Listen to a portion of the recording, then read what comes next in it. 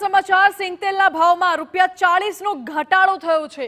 સિંગતેલ સિવાયના અન્ય તેલના ભાવ વધ્યા છે, પરંતુ સિંગતેલના ભાવ ઘટ્યા છે।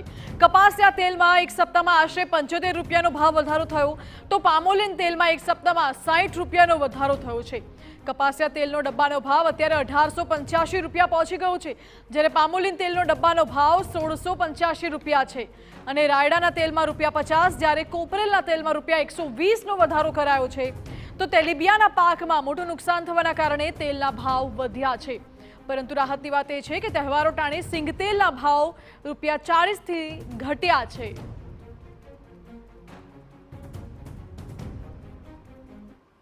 થઈ જશે એવી આશાવાદે સિંગતેલની અંદર ફરીથી ભાવ ઘટાડાનો દોર ચાલુ થયો છે અને ફરીથી સિંગતેલ છેલ્લા 3-4 દિવસની અંદર ₹75 જેવો ભાવ ઘટાડો જોવા મળી રહ્યો છે। એની સામે સાઇડ તેલની અંદર જોવા જઈએ તો સાઇડ તેલની અંદર અત્યારે પાઇપલાઇન બિલકુલ ખાલી છે।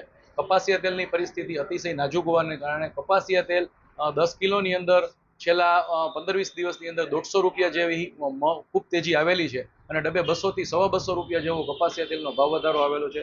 આ ઉપરાંત પામોલિન તેલની અંદર પણ ₹100 થી ₹150 જેવો ભાવ વધારો આવેલો છે।